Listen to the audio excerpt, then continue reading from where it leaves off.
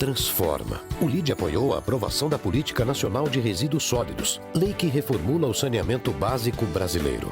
Quem é LIDE, inova. O LIDE ajudou a criar o Pacto pelo Esporte, um acordo entre empresas patrocinadoras do esporte brasileiro. Quem é LIDE, educa. O LIDE colabora com o Instituto Ayrton Senna em projetos de educação que chegam a 1,5 milhão de crianças a cada ano. Quem é LIDE, conecta. O LIDE promove a conexão para alavancar relacionamentos, parcerias e novos negócios. Quem é LIDE, conquista, movimenta, renova, realiza, faz o futuro. Quem é LIDE, participa.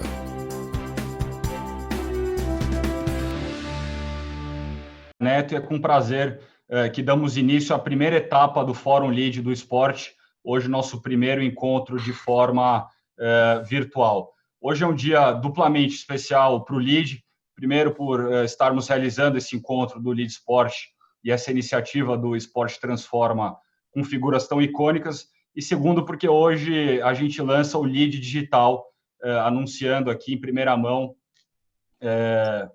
para vocês que nos assistem. O LIDE Digital é uma iniciativa pioneira para você, membro do LIDE. A partir de agora, vocês terão acesso à maior plataforma empresarial do país através do nosso app. Lá você encontra todas as iniciativas do LIDE, lives, eventos, vídeos, notícias, não só do LIDE, como também de parceiros, além de toda a interação e relacionamento entre vocês, líderes do setor privado e membros do LIDE. Então, conteúdo, informação, interação e relacionamento na palma da sua mão, feito para você que faz parte aqui do maior grupo empresarial do Brasil e busca sempre se manter bem informado e relacionado. Eu vou pedir ao pessoal que passe o vídeo, por favor, RCE, e já voltamos.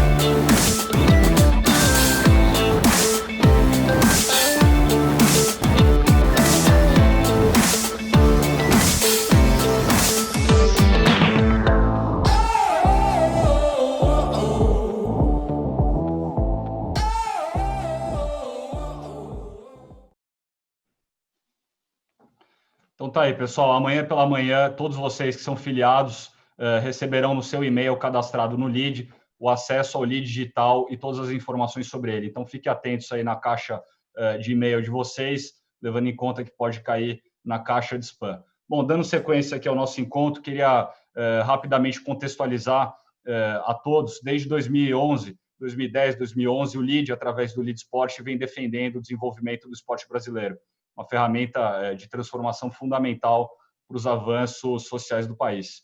O LIDE Esporte, em conjunto com Atletas pelo Brasil, exerceu um papel fundamental no apoio à Lei de Incentivo ao Esporte, na aprovação do artigo 18 e 18A da Lei Pelé, e na criação do Pacto pelo Esporte, qual também o João Paulo e outros aqui presentes conosco foram fundadores desse movimento, todas as iniciativas de fomento ao esporte brasileiro e a prática de gestão transparente e eficiente nesse setor. Em 2020, o LIDE Esporte, presidido pelo nosso Lars Grael, inicia o Esporte Transforma, iniciativa que visa incentivar o esporte como ferramenta de transformação. Essa iniciativa ela começa através de 3 eventos virtuais, transmitidos pela internet e aberto à interação, trazendo especialistas, gestores públicos, atletas e empresários para uma abordagem profunda sobre o esporte. E em busca de resultados práticos dessa iniciativa, a gente sintetiza os resultados desses eventos virtuais e apresenta um plano de ação no Fórum Nacional do Esporte, que acontece em outubro. Então, muito importante a participação de vocês, membros e empresas participantes do LIDE. O tema central desse primeiro encontro, esse primeiro evento virtual, é esporte como ferramenta de transformação, a retomada do esporte no Brasil. O anfitrião desse encontro Lars Grael, atleta olímpico e também presidente do Lead Sport, fará a condução desse evento ao lado do nosso sempre ministro Luiz Furlan, chairman do Lead, a qual agradeço desde já. E dizer que eu estou muito honrado de dividir aqui a câmera, dividir a live com convidados tão ilustres, todos grandes protagonistas no desenvolvimento do esporte brasileiro. São eles: o Andrew Parsons, presidente do Comitê Paralímpico Internacional, Gustavo Borges, nadador, medalhista olímpico, e o João Paulo Diniz, empresário e presidente da Componente Holding. E os nossos debatedores que ajudaram na construção do Esporte Transforma: o Nelson Aerts, tenista e presidente do Instituto Esportes, o Marcelo Schneider, diretor da BYD, e o Hugo Passarelli Scott, conselheiro da Passarelli, construtora, todos membros do comitê do Lead Sport. Então, em meu nome, em nome de todo o Lead, gostaria de agradecer muito a presença de vocês e por cederem um tempo para esse bate-papo. Então, antes de passar a palavra ao nosso chairman Luiz Furlan e ao Lars Grael, vou passar rapidamente a dinâmica da live. Cada palestrante, cada convidado especial vai fazer uma apresentação inicial de até 15 minutos, abordando o tema. Em seguida, passamos para o debate com os debatedores aqui, também direcionando todas as perguntas que vocês nos enviarem através da caixa de diálogo que tem embaixo do player.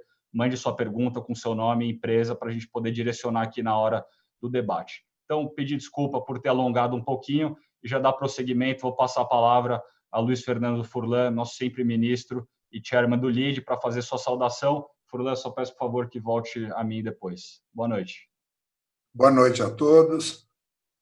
E é um prazer participar desse live com personalidades tão importantes na história do esporte.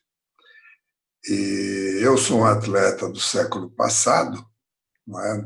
Nos anos 60 e 70, atleta de voleibol. E lembro no tempo que se jogava por esporte mesmo, né? Houve muita evolução, vocês acompanham isso, e eu fico chocado nesse momento onde a prática de alguns esportes não é permitida, agora começa a haver flexibilização, que justamente seria uma atividade que daria um ânimo a todo o povo brasileiro, a toda a população, nesse bombardeio de tantas más notícias que nós temos hoje, seja na televisão, nos jornais, nos rádios. Portanto, quando o Lars trouxe essa ideia de nós fazermos o Fórum Nacional do Esporte, marcamos a data para o mês de junho. E agora, como foi dito, vai ser postergado para outubro, não é isso? Ou novembro. Mas, nesse meio tempo, para que nós possamos fazer um pré-aquecimento, foi combinado de termos essas 3 lives. Então, eu espero, como ouvinte, aprender muito com a experiência de vocês e com os depoimentos que estarão por vir agora. Sejam todos bem-vindos e tenho certeza que os membros do LEAD vão ter muita coisa para contar, muito assunto de conversa depois do encontro de hoje.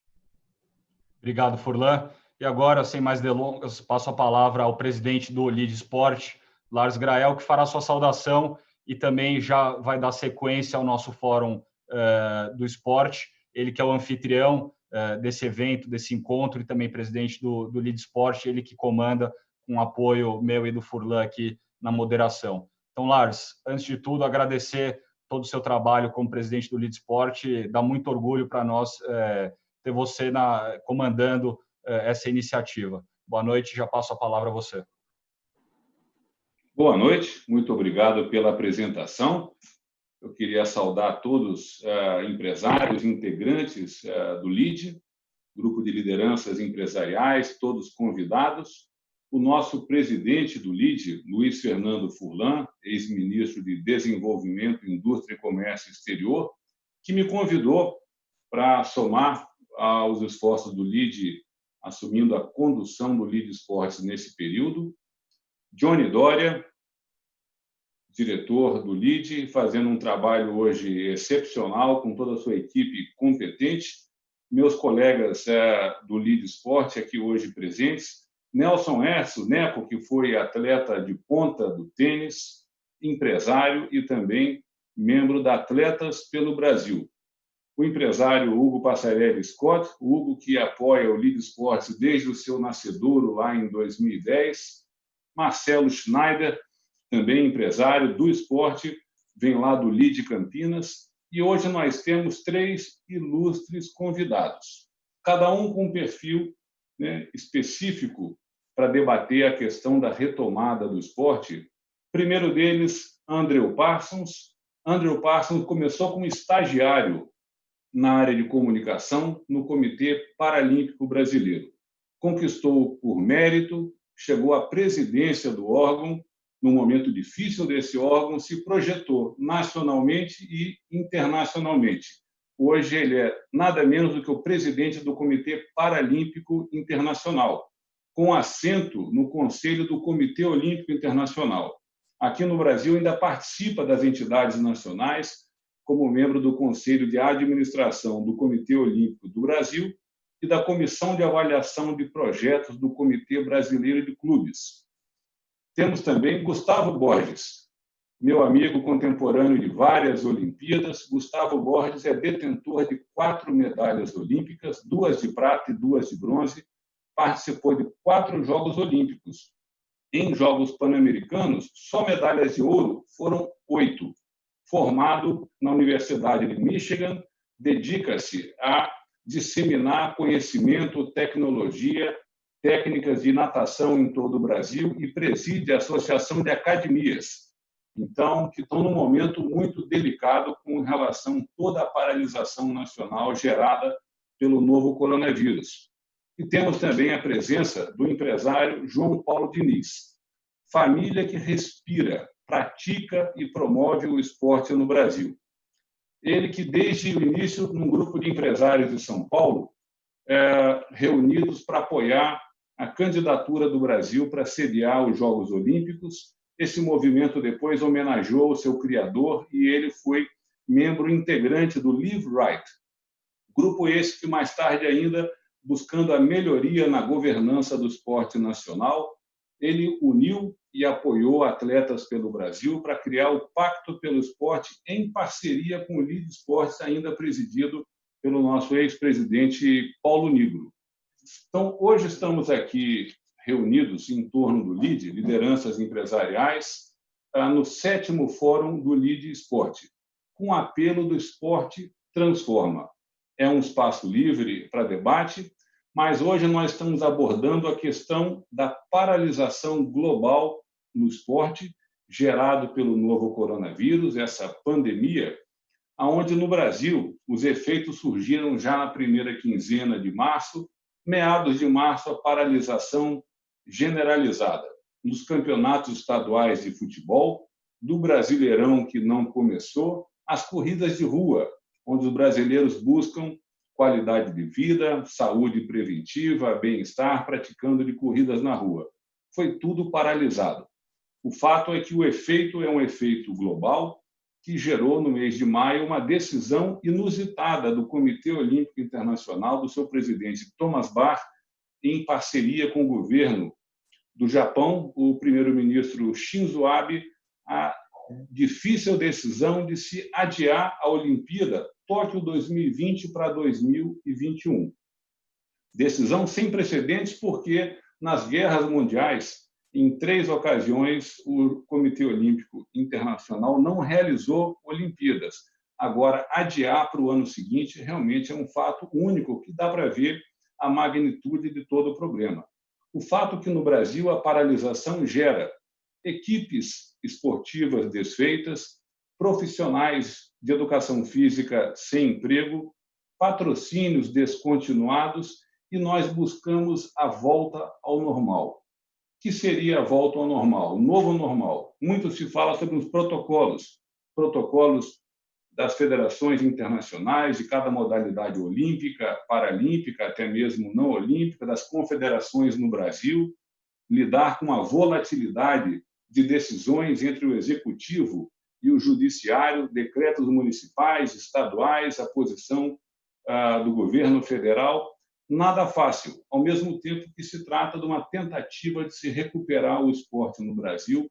Hoje mesmo foi protocolado e a decisão de se levar à comissão o projeto de lei 2824 do deputado federal Felipe Carreiras, que trata da reestruturação do esporte do Brasil mediante a crise da Covid-19, onde foi aprovada uma emenda da senadora Leila do vôlei, ela que foi medalhista olímpica, senadora pelo Distrito Federal, trazendo dentro do projeto uma forma de reestruturação e modernização do esporte brasileiro.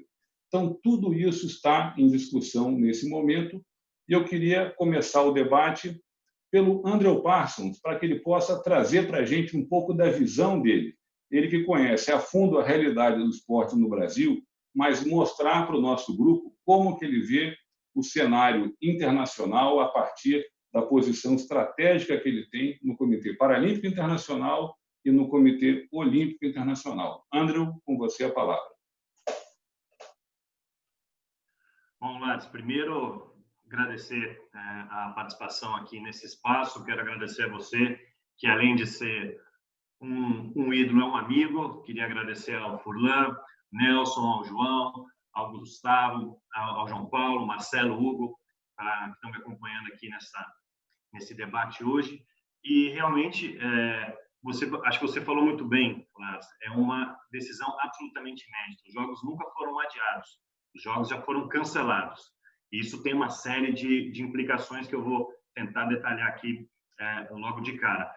Primeiro, falar sobre esse tema retomada, né? Eu acho que a crise da Covid-19 no mundo trouxe ou escancarou uma série de desigualdades no mundo, seja país a país, cidade a cidade, ou dentro de cidades, dentro de comunidades, dentro de uma mesma sociedade. E eu temo que isso no esporte vai se repetir, porque a gente já está vendo algumas organizações voltarem à atividade. Então, a gente está vendo já há algumas semanas a Bundesliga, por exemplo, a Liga Alemã de Futebol, a gente retomando, a gente viu o UFC retomar suas atividades, mas são ligas que têm recursos financeiros eles têm muito dinheiro, muita capacidade de investimento, porque os protocolos que eles estão utilizando são muito caros. Quer dizer, você tem que testar absolutamente todo mundo, não só os jogadores. Existe uma conta de que numa partida de futebol sem público você movimenta mais de 300 pessoas no estádio, pelo menos. Então você tem que no mínimo testar todo mundo. E além disso, depois de testar, se der algum positivo, o controle dessas pessoas. A gente tem um exemplo no UFC recentemente com o lutador brasileiro, o Ronaldo Jacaré, que testou positivo. 2 membros do staff dele testaram positivo. E aí você tem que fazer todo esse caminho de quem teve contato com, nesse caso, o Ronaldo, para ver se tem mais positivos, enfim. E aí controlar é uma logística que somente as grandes ligas conseguem fazer. Eu, de cara, já digo, o Comitê Paralímpico Internacional, e a gente funciona, além dos Jogos Paralímpicos, como Federação Internacional de 10 modalidades, a gente não tem a capacidade financeira, e a maioria das federações internacionais talvez também não tenham, para você realizar esse tipo de teste nessa quantidade e o controle disso.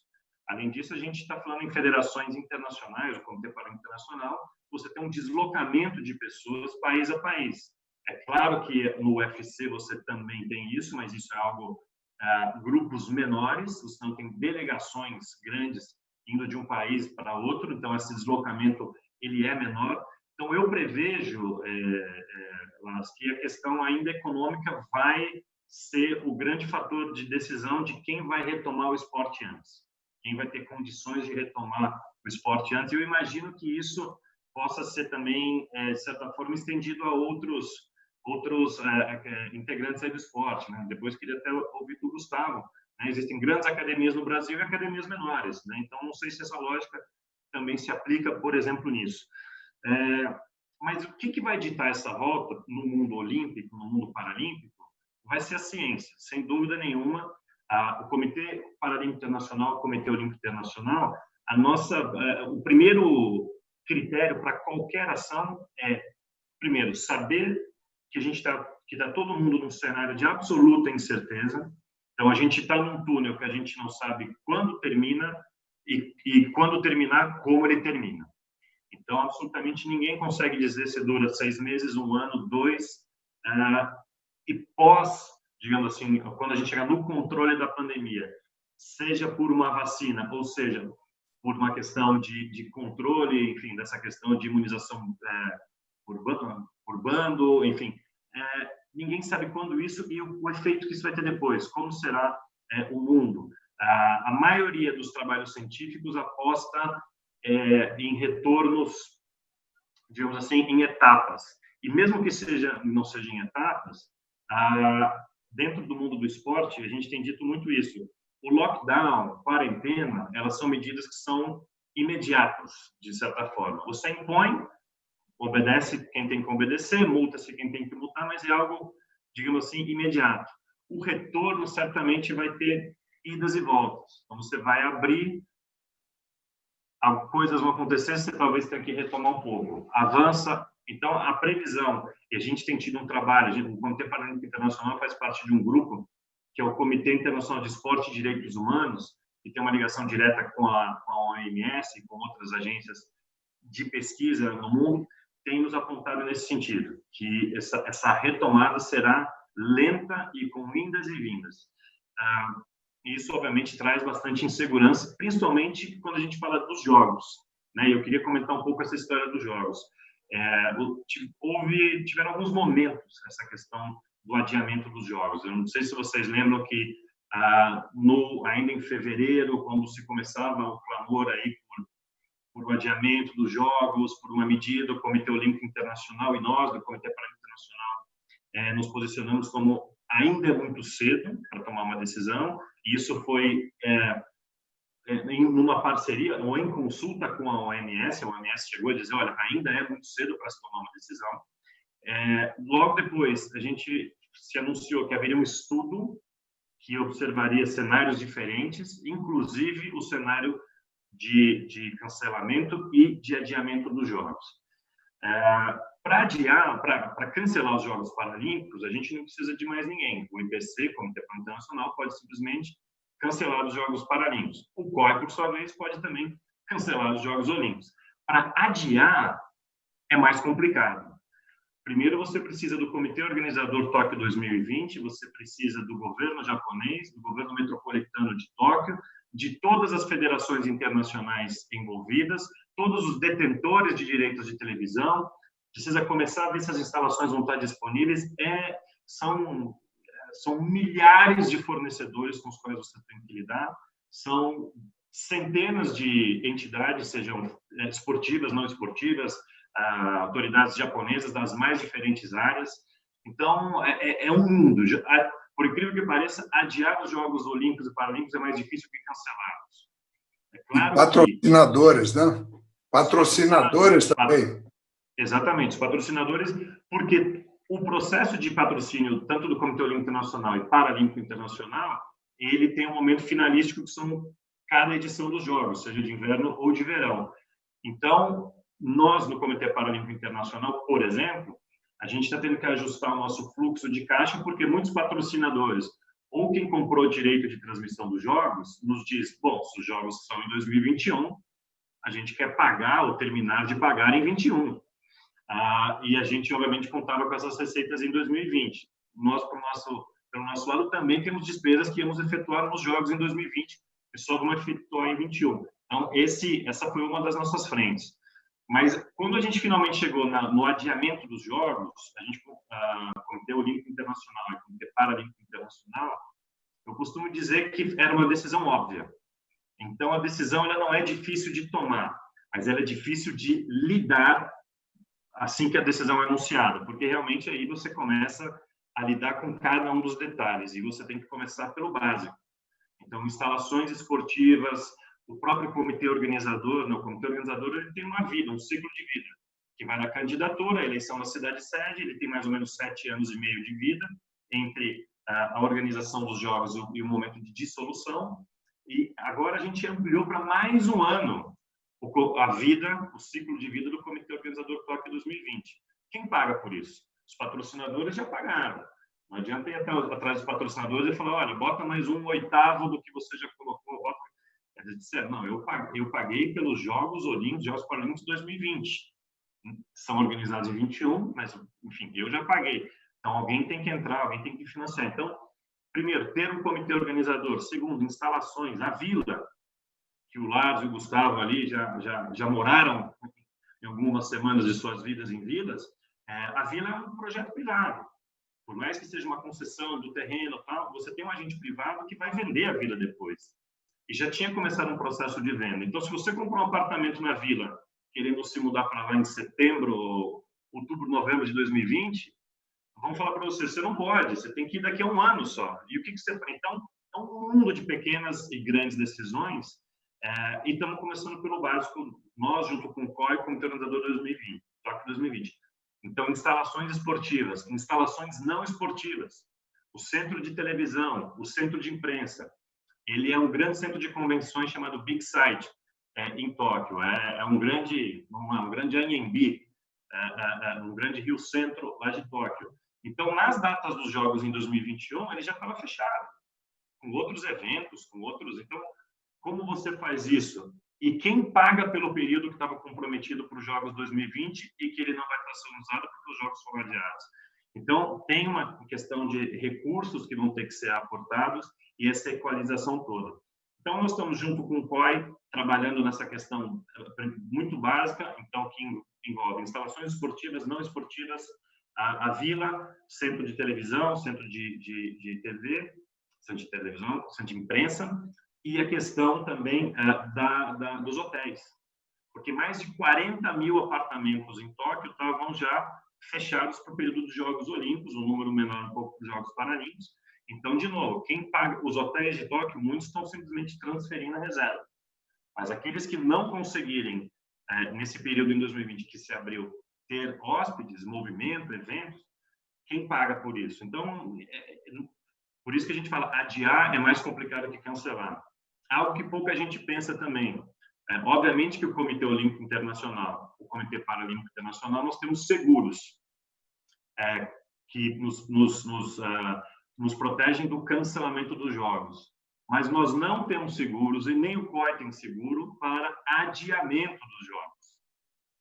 Então, se os jogos, o fato dos jogos terem sido adiados, nenhuma apólice de seguro está garantindo o COI ou o IPC. Obviamente, essas apólices têm valores extraordinários. Então, são coisas que, às vezes, escapam ao olhar simples, né? É fácil, tira os jogos, faz no ano que vem. Por isso, também a demora no anúncio do adiamento, né? A gente lembra que muitos comitês olímpicos, paralímpicos, muitos atletas demandavam uma resposta rápida do COI e do IPC. E não havia como ter uma resposta rápida. Então, acho importante isso, deixar claro um pouco esse processo. Agora, além disso tudo, como impacta nas nossas receitas, na do COI, nas federações internacionais, impacta, obviamente, na questão dos funcionários dessas entidades todas, né? Nós, no Comitê Paralímpico Internacional, nós temos 30, a nossa sede é na Alemanha, então eles já estão no momento de flexibilização, mas entraram antes também em quarentena. Tem 30 nacionalidades, essas pessoas normalmente estão sozinhas, né? Elas são jovens, são pessoas que estão com suas famílias nos seus países de origem, então tem a preocupação com a família em casa, a preocupação com ele ali que está sozinho.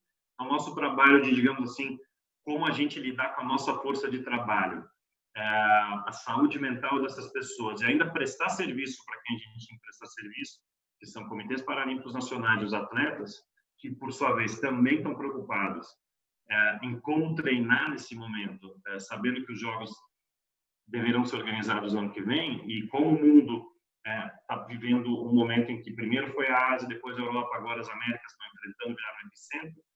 O que antes era uma preocupação chinesa, né? Os chineses, em final de fevereiro, vieram a mim e disseram, olha, a gente vai ser prejudicado, nossa preparação vai ser diferente, vai ser prejudicada. Agora, são os atletas das Américas que estão dizendo, na Europa já estão treinando, e nós aqui não podemos sair de casa. Tem atletas paralímpicos que a gente já vê na Europa, apostando, eles estão treinando já.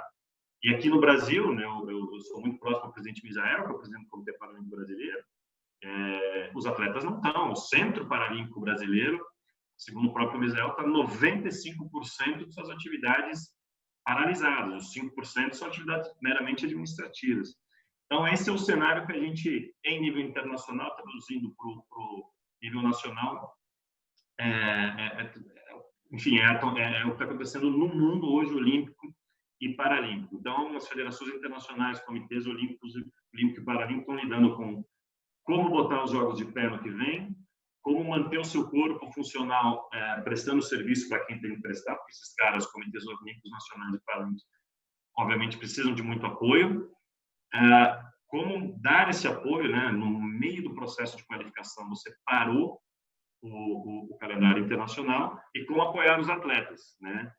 Essa é uma crise que talvez tenha pego mais forte os países mais sofisticados do que os menos sofisticados, pelas fontes diferentes de ingresso que esses organismos têm. Aqueles que são menores, dependem única e exclusivamente da mão do governo local, enfrentam hoje menos dificuldades de fluxo de caixa para manter suas atividades normais, obviamente são atividades menores, do que os países mais sofisticados.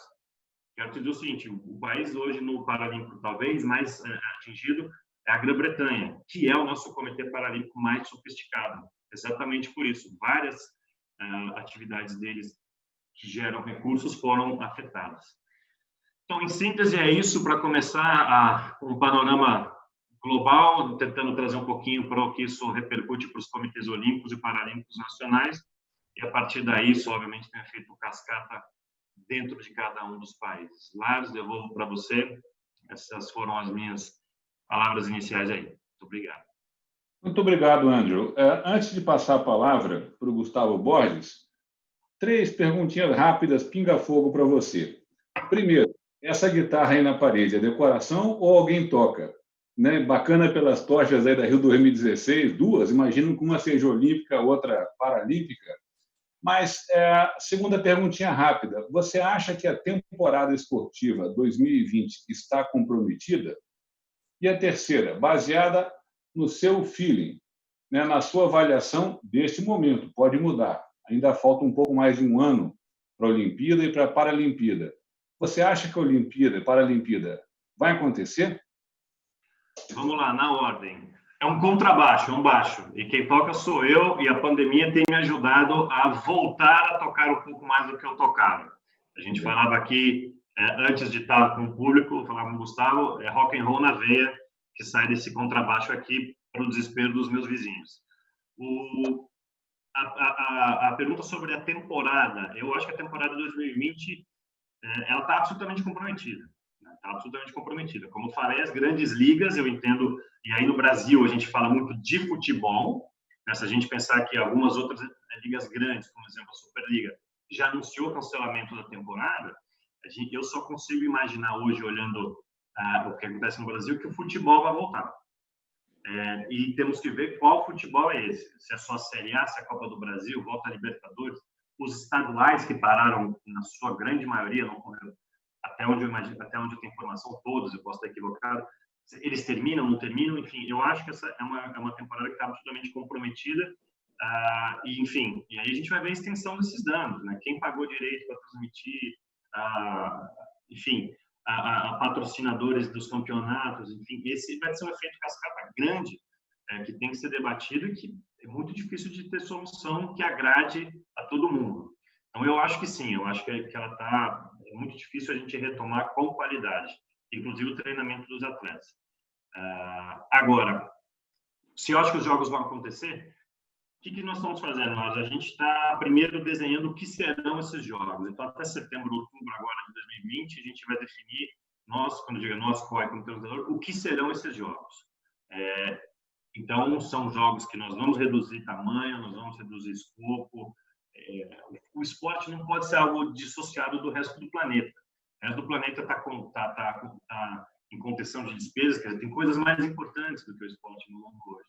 Em que pese que a gente acha que os Jogos Olímpicos e Paralímpicos podem ser realmente um momento muito importante na retomada do mundo, de um novo normal. Eu vou deixar esse novo normal para um outro momento, porque eu acho que enfim, eu não quero, só vou deixar isso, eu não quero voltar para o normal. Eu acho importante a criação de um novo normal. O normal anterior criou tudo isso que a gente está vivendo hoje também. E eu acho que os jogos acontecem, tem condições de acontecer, mas vai depender do que a doença permitir, vai depender do controle. Não necessariamente, na minha avaliação, a vacina é fundamental e indispensável. O controle do vírus, sim. O controle do vírus é fundamental e indispensável. Quem viveu em Vila sabe, são mais de 10 mil pessoas convivendo no mesmo espaço, só na parte ali de alimentação cabe mais de 5 mil pessoas. Basta 1, 2 ou 3 infectados para aquilo virar algo absolutamente incontrolável e ninguém quer isso. Então, eu acho que sim, os jogos vão acontecer, mas serão jogos diferentes. Muito bem. Gustavo, você, como atleta, medalhista olímpico, e então tem muito essa visão do atleta, fez parte da Comissão Nacional de Atletas, é figura de proa da entidade Atletas pelo Brasil, mas você também tem a visão do empresário, daquele que representa marcas de equipamentos de natação, de esportes aquáticos aqui no Brasil, a franquia de técnicas de natação, de academias, e nas academias você anda defendendo o setor, em busca de um protocolo, em busca de abrir as academias para que elas possam cumprir também com a sua missão de gerar saúde preventiva. E quando nós falamos em saúde preventiva, chega um ponto que nós do esporte estamos discutindo muito. Outro dia eu vi uma entrevista do Bernardinho, e aonde ele estava muito preocupado com o cenário do esporte brasileiro. Será convidado do nosso próximo fórum aqui do Lead Esportes, e o Bernardinho falou: o importante é o esporte provar que tem relevância.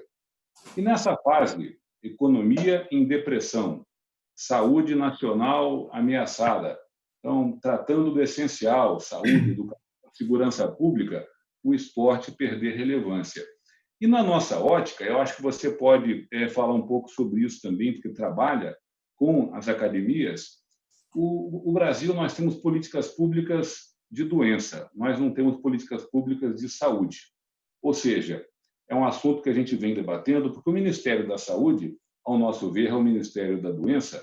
Temos um sistema único de saúde, nós temos programas médico-hospitalares, farmácia popular, doação de ambulância, médico de família, tudo partindo do pressuposto que o brasileiro já ficou doente. Mas eu acho que a saúde você tem que ter a forma de tratar a doença e formas de evitar a doença. Essa área de saúde preventiva no Brasil é muito pouco desenvolvida, provavelmente com 3 pilares, que é a nutrição, ou seja, o direito universal da pessoa de ter acesso à comida e nutrição de qualidade, saneamento básico, que o Brasil hoje, 17% da população brasileira sequer tem acesso à água, 50% não tem o esgoto coletado e tratado, então o maior vetor de contaminação do país é a ausência do saneamento básico, e a questão do estímulo à prática de atividade física, não apenas o esporte de competição, atividade física para bem-estar, qualidade de vida, combater o sedentarismo, melhorar a nossa média nacional com relação a várias doenças cardiorrespiratórias. Aí entram as academias. Eu queria entender o seu raciocínio e a dificuldade hoje de se definir protocolos, porque as regras mudam a cada estado e a cada município. Com você. Obrigado, Lars, pelo convite. Um prazer estar aqui com vocês e estendo aqui meus cumprimentos a todos que estão formando aqui a nossa mesa virtual, todos os participantes aqui da Lead Esportes e a todos que estão assistindo. E o Parsons aí, Andrew, bela explanação e espero contribuir aqui de alguma forma nesse debate com algumas colocações. Então, falando de a retomada do esporte no Brasil, de uma forma bem ampla, e depois eu vou vir aqui um pouquinho mais específico para o esporte, até chegar no indivíduo e no atleta. Quando a gente fala de retomada, Lars, a gente passa por uma discussão de reabertura dos equipamentos e das instalações. O Andrew falou bastante disso, um pouco disso, né, em relação às dificuldades, mas quando a gente fala de reabertura, então retomada tem a ver com reabertura tem a ver com decreto e lei. E isso é um risco, porque quando você tem todo um desenvolvimento em relação à reabertura de infraestruturas, seja ele de um comércio, de um negócio, de um parque olímpico ou mesmo de um centro de treinamento, e o que eu tenho percebendo enquanto presidente da ACAD Brasil, que você mencionou aqui, que é a Associação de Academias do Brasil, a gente tem negociado muito com governos, com prefeituras, que quem passa o decreto local é a prefeitura. A gente vê meio que juntar todas as questões que envolvem atividade física. Vou dar um exemplo aqui. A gente pode separar o esporte, então estou falando da retomada do esporte no Brasil. Você mencionou aqui o sedentarismo. Atividade física é esporte, caminhada é esporte, alto rendimento é esporte. Então, se a gente passar por 3 áreas, que seria o lazer, a atividade física estruturada e o treinamento, a gente pega boa parte da população ativa. Fora, deixando ali a grande parcela das pessoas no Brasil que não fazem atividade física, por isso que o Brasil é hoje o 5º país mais sedentário do mundo, segundo a OMS. Né? Não é um título que a gente gostaria de ter. A gente gostaria de estar lá em 79º, 105º, mas a gente, 100º, lá vai pedrada, mas a gente está aqui em cima quase ganhando uma medalha de bronze, né? Bem pertinho ali do pódio, ao contrário. Quando eu falo de atividade física, o clube, ele circula em todas essas atividades: lazer, atividade física estruturada e treinamento. O lazer seria as pessoas que uma caminhada, você, de certa forma, no fim de semana, você faz alguma prática esportiva. Isso é uma coisa. Atividade física estruturada, isso interfere em alguém que está sendo assistido ou que tem alguma estrutura feita. Os clubes, apesar de circularem em todas as áreas, você tem lá uma aula de spinning, você tem uma aula de natação, uma aula de tênis, uma aula de vôlei, você tem algo estruturado com um profissional, assim como você tem atividade de lazer, uma piscina, um balneário que está ali, que o sócio do clube ele vai lá e participa. E o treinamento, você tem a figura do clube, o modelo do Brasil, ele é um modelo focado no alto rendimento em clubes, né? Apesar de ter centros de treinamentos que dão o suporte para o alto rendimento, o treinamento está muito focado ali. Então, olhando todos esses 3 pontos aqui, lazer, atividade física estruturada e treinamento, a única coisa que tem em comum é a prática de atividade física, o exercício físico, a prática motor desse negócio aqui. O resto muda tudo. E aí eu volto à questão da reabertura e da retomada, porque isso tem uma função muito específica na velocidade como as coisas acontecem, na retomada que a gente vai ter ou está vendo já no esporte do Brasil. Eu vou te dar um exemplo aqui que a gente está conversando no Rio de Janeiro e em São Paulo também a gente tem esse debate, em vários outros centros, onde uma academia ela entra na mesma estrutura do que um clube, do que um parque, um parque de Ibirapuera, uma rua que você possa fazer uma corrida, porque a atividade física ela é comum. Quanto mais você junta essas instituições, clubes, escolas, academia, uma piscina do bairro, piscina do condomínio, tudo é piscina, tudo é atividade física, vira uma complexidade incrível. E a retomada e a reabertura e os decretos, eles não conversam com ninguém. Vira uma jabuticaba, né? Uma jabuticaba brasileira. Porque se piscina é piscina, então a piscina aqui de casa ela tem que ser a mesma regulamentação do que é a piscina do clube, do condomínio. Não, é diferente. E quando você tem isso, aí começam as dificuldades em termos de quando é a primeira, a segunda, a terceira fase, no momento adequado da responsabilidade das autoridades, né, seja municipal ou governamental, de decidir quem abre, quando abre e como abre. E aí, a hora que você tem nessa relação de quando vão ser feitas essas ações, entra as questões de segurança. Segurança, em primeiro lugar, dos usuários, dos colaboradores, dos funcionários, das pessoas que estão envolvidas, para garantir a prática esportiva, para garantir que você entre no supermercado e você não seja contagiado. Hospital, farmácia, seja lá qual o negócio que a gente estiver aqui conversando. Então, nesse aspecto, se a gente conseguir entender que o alto rendimento, o treinamento, ele tem uma especificidade, ele tem que ter um protocolo específico. Se a academia ela tem uma especificidade, uma aula estruturada, acompanhada, ela tem que ter um protocolo específico. Então, nesse quesito, se a gente conseguisse separar as coisas, facilitaria muito o processo de entendimento do que seria essa reabertura com uma retomada adequada, no momento certo, com os objetivos coerentes com cada uma das atividades, levando em consideração a segurança de todos os envolvidos aqui, que o Andrew colocou muito bem, que uma pessoa pode contaminar um monte. Acho que esse é um primeiro ponto assim, que é bastante relevante. Né? Foi mencionado aqui pelo Andrew também o novo normal. Né? O normal é muito básico. Né? O normal é média. Né? Ninguém quer a média. Alto desempenho, quando a gente está falando aqui, entrando mais no quesito de trabalho, de Olimpíada, que foi muito do papo, quando você fala de alto desempenho, você fala de fazer alguma coisa além do normal, além da média, além do que foi pré-estabelecido. E depois que você fez isso, você faz isso durante muito tempo. E não só durante muito tempo, mas com muita consistência. Se você tem essa característica, o que a gente vai ter que fazer agora vai ser um novo diferente. Vamos dar outro nome para isso, porque normal já não vai ser. Então vai ser natural. A ordem natural das coisas aqui. Roberto Tranjan, meu mentor, já fala disso. Então, quando eu vejo que o natural vai ser diferente, beleza, vamos fazer a coisa diferente, mas vamos fazer ela acontecer. Um dos grandes aprendizados, Lars, e demais que eu observei aqui durante essa pandemia, não só observando dentro de casa, que eu tenho um exemplo muito prático disso aqui, que é o meu filho, que chegou na quarentena treinando para uma seletiva olímpica. Meu filho tem 21 anos de idade. Imagina você, Lars, imagina eu com 21, querendo ir para a Olimpíada, fazendo... É aquele momento. Não pode deixar de acontecer.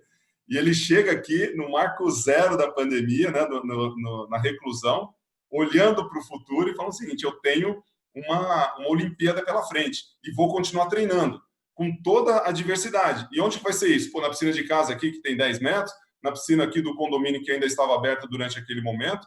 E eu acho que teve uma grande responsabilidade, e ainda acontece em todos os presentes, todos os atletas que hoje estão em quarentena, alguns deles já conseguem treinar. No Brasil, a gente tem vários estados que estão abertos, né? Se você for para o sul aqui, você consegue ter acesso à atividade física, acesso a academias e clubes, clubes talvez não, mas academias sim, de uma responsabilidade individual do atleta, trazendo valores do esporte. Isso aí você vai entender bem, Lars, porque é isso que a gente vivencia, e todos aqui que trabalham com esporte, que é aquela responsabilidade de você fazer mais com menos, porque você está recluso, você talvez não tenha todos os recursos que você estava acostumado a ter, mas você tem que manter a sua vontade, seu foco, a sua determinação, a sua superação. Sem isso, que é um atleta de alto desempenho, agora falando especificamente para esse público, ou falando deste público, é aquele negócio assim, cara, eu estou recluso, eu tenho pouco recurso aqui para fazer. Cara, faz flexão de braço, faz agachamento, faz um extensor, faz um abdominal, faz qualquer coisa,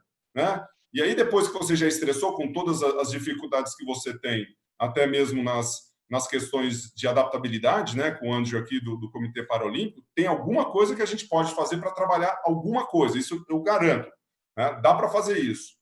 E se você já fez no seu limite, dobra esse limite, porque você vai precisar disso quando você voltar às características naturais do seu treinamento, fugindo do normal. Então, se eu estou aqui treinando, fazendo 100 abdominais, 200, 1.000, faça 2.000, 3.000, 4.000, para voltar melhor. Você tem que voltar, no mínimo, com alguma habilidade desenvolvida que seja capaz de colocar você numa situação diferente, né? Numa situação que vai te colocar à prova de fogo, para que você olhe para 2021, não achando que a China começou a treinar 3 meses atrás, mas que o que você fez durante a quarentena, para aqueles que foram mais espertos e talvez mais focados, consiga voltar nessa retomada com uma cabeça diferente, pelo menos. Porque teve gente na quarentena que tinha espaço para treinar, tinha alguma coisa que podia ter feito e não fez nada, tirou 2, 3 meses de férias. Paciência, esse vai sofrer mais. Aquele que se preparou no começo e fez uma pequena parcela do trabalho, esse vai estar ok. Mas e aquele que até hoje, depois de 3 meses, aqui em São Paulo, estamos indo para 3 meses.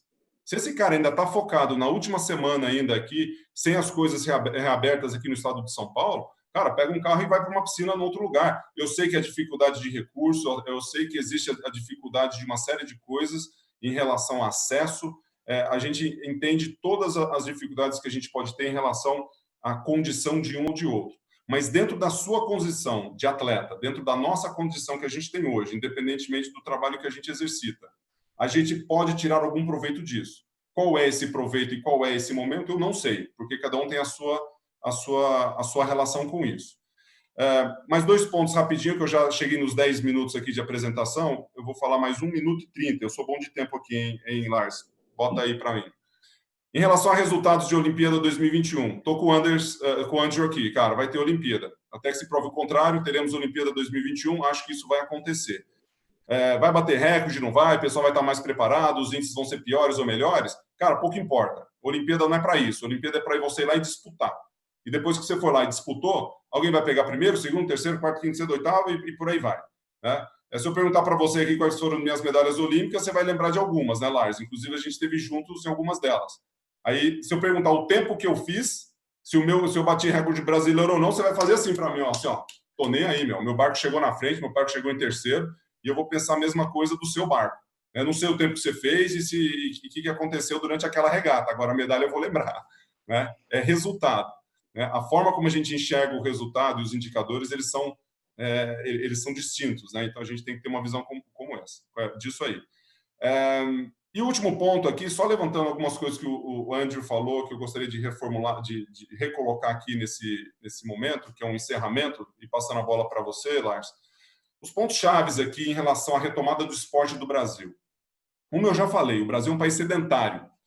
Então, o país sedentário é o 5º país mais sedentário do mundo, isso é um problema de saúde, você mencionou isso muito bem. Nesse momento, a gente tem uma grande oportunidade de crescimento, porque a mídia toda está falando que o esporte é bom, a atividade física é bom. Inclusive, pode superar vírus. Pessoas mais capacitadas fisicamente, né, e não estou falando de alto rendimento mais, eu estou falando de prática esportiva, você pode sim vencer doenças. Você vence câncer, você vence bactérias, você vence vírus, você vence um monte de coisa. E a mídia obesidade, sedentarismo, bota aí, qualquer coisa. Tudo. Mata, está dizendo aí, pega os jovens que estão morrendo de Covid, tem isso. Tudo isso. Então, as comorbidades que a gente enxerga por aí, o esporte vence isso, a atividade esportiva vence isso.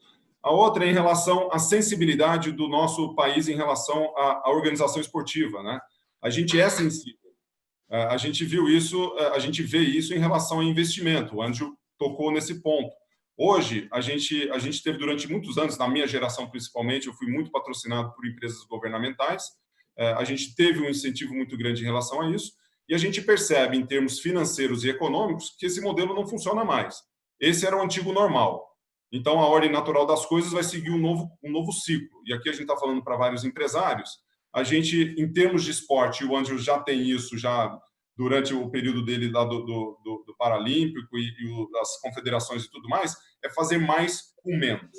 E aí, se a iniciativa privada não entrar e não estiver junto do esporte nacional, a gente vai ficar no marasmo e a gente realmente vai ter uma sensibilidade aí muito maior em termos de fluxo de resultado para cima ou para baixo, levando em consideração talentos esporádicos ou não. Então, isso é uma preocupação. Mas, de forma geral, Lars, devolvo a bola para você aqui. Eu acho que a gente tem, sim, que se preocupar com esse momento, fazer uma autoanálise do que a gente está aprendendo, do que a gente pode olhar para frente, de como a gente pode fazer diferente as coisas que a gente fazia 3 meses atrás, 1 ano atrás, 5 anos atrás, e olhar para frente nas oportunidades e nos resultados que a gente pode aí chegar no futuro, principalmente em 2021. Parabéns, Gustavo. Realmente dá para ver a estirpe, o raciocínio do campeão na sua lógica.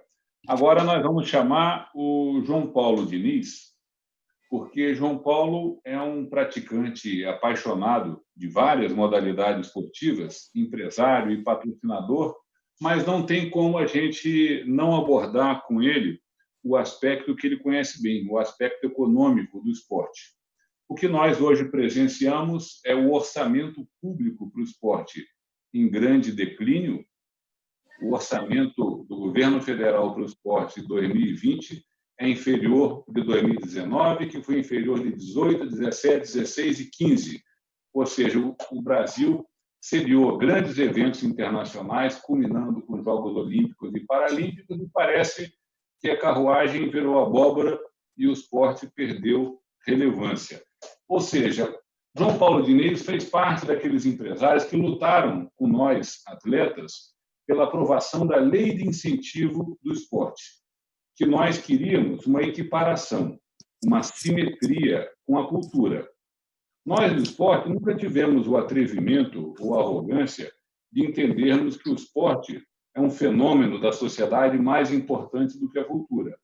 Mas não podemos aceitar que ele seja menos, que ele tenha importância periférica na sociedade. E hoje a Lei de Incentivo do Esporte, ela permite 1% do imposto de renda devido das empresas ser aplicado em esporte. Uma causa que o Liga Esporte também lutou, enquanto a cultura tem 4%. Numa fase de depressão econômica, de PIB negativo no Brasil, as empresas, de modo geral, tendem a performar mal. Baixo lucro ou ausência de lucro, pouco imposto de renda. E 1% de nada é nada. Então, eu acho que lutar pela equiparação de que o esporte tenha os mesmos 4% do que a cultura parece, no mínimo, lógico. Ou seja, o aspecto econômico é importante e o João Paulo Diniz tem essa visão de como melhorar o ambiente para que seja mais atrativo para investimentos, a melhoria da governança do esporte do Brasil, a melhoria da gestão, porque já que nós não temos quantidade de recursos, temos que melhorar a qualidade dos gastos. Então, esse é um aspecto importante. Então, João Paulo, o que você acha do cenário para a retomada do esporte do Brasil? O que o esporte tem que fazer, as entidades esportivas, para poderem atrair investimentos, sobretudo privados? Bom, primeiro, boa noite a todos. É um prazer muito grande estar aqui com vocês falando de esporte, que é um tema que eu gosto tanto. E aí, com parceiros aí de muito tempo comigo, né? A gente teve já muitas lutas aí pelo esporte. Meus parceiros aí, o Hugo e o Neco, no Conselho do Atlético do Brasil, o Gustavo e você mesmo, Lars. Então, primeiro, assim, acho nós estamos vivendo uma crise muito grande, é difícil saber o que vai acontecer, né? O esporte não é no Brasil, mas no mundo está sofrendo muito, né? Se você pensar, você tem ligas super estruturadas no mundo inteiro que estão sofrendo muito essa parada, até financeiramente eles estão sofrendo muito. Então, se no mundo está sofrendo, no Brasil, que já tinha muitos problemas estruturais aí de recursos, a coisa nesse momento só piorou. Com certeza, enquanto a gente não tiver uma vacina, os eventos esportivos não vão conseguir ser realizados com público. Então, mais um problema que vai gerar uma falta de receita, acho que é um problema grave. As empresas estão sofrendo muito, então poucas empresas apoiavam o esporte e agora a tendência é faltar mais ainda recursos. É difícil falar depois do Andrews e do Gustavo, falaram bastante coisas que eu tinha pensado aqui em falar. Entrando um pouco no tema da Olimpíada, eu acho assim, eu não sou tão otimista que nem vocês dois. Eu acho que nós temos uma questão assim de continentes, né? Eu acho que os continentes podem estar em momentos diferentes. Nesse momento, assim, daqui 2, 3 meses, a Europa, a América do Norte pode estar num momento melhor, mas a América do Sul vai sofrer mais.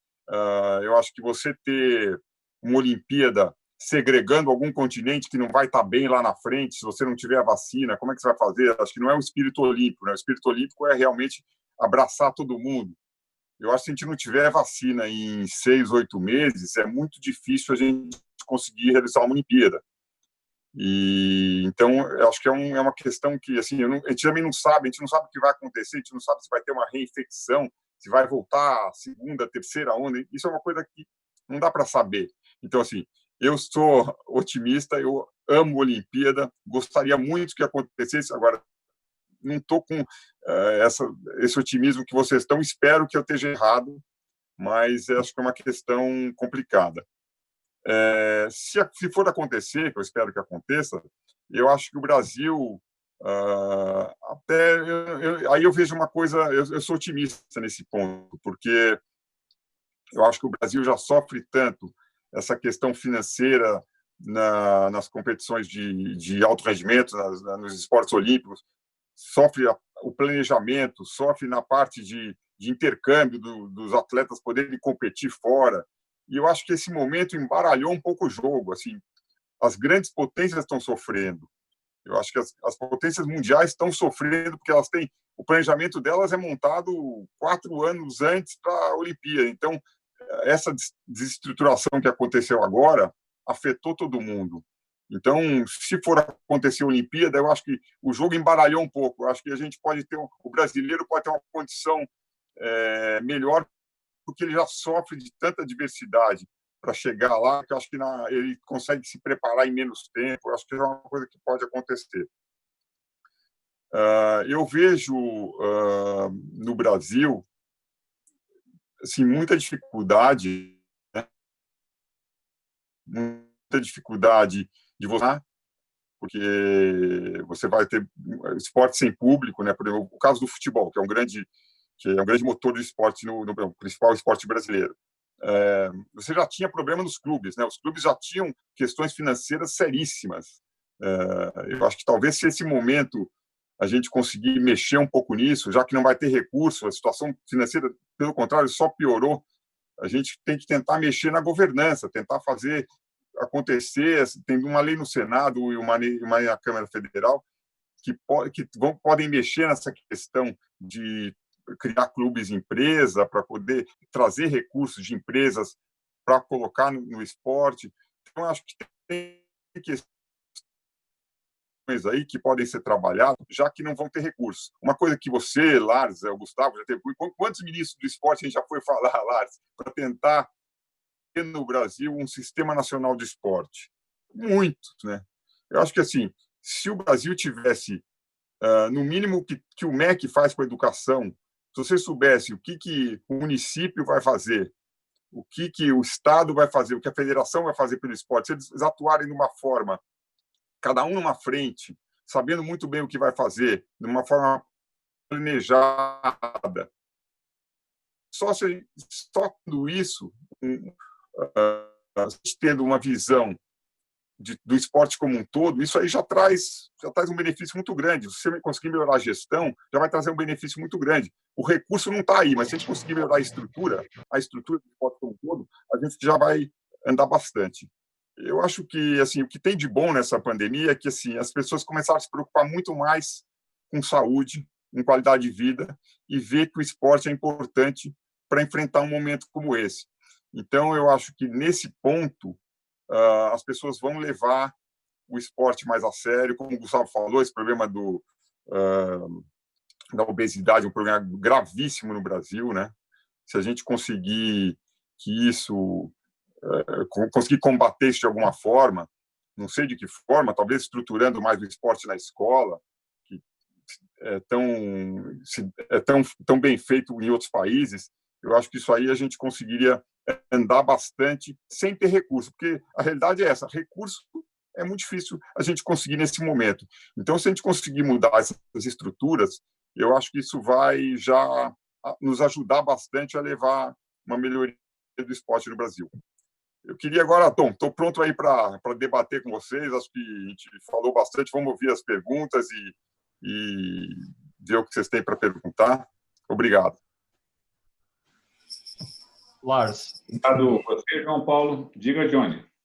Se você me permitir, duas coisinhas. A primeira, dizer em cima aí da fala do João Paulo, que esse é um tema que a gente vai abordar aqui dentro dessa iniciativa, que é o investimento no esporte, até esse próprio assunto dos clubes e empresa. Então, ele vem num próximo momento, que a gente já convida, João, para você poder participar conosco ou estar junto nesse debate. Lars, eu queria pedir um minutinho antes da gente iniciar o debate, aproveitar o público aqui. Como nós estamos lançando o LEAD Digital hoje, essa iniciativa pioneira aqui do LEAD para os nossos filiados, eu vou pedir rapidamente para eles passarem o vídeo de 1 minuto aqui ao nosso público, enquanto eu passo para vocês as perguntas do público, ok? E aí damos sequência para o debate.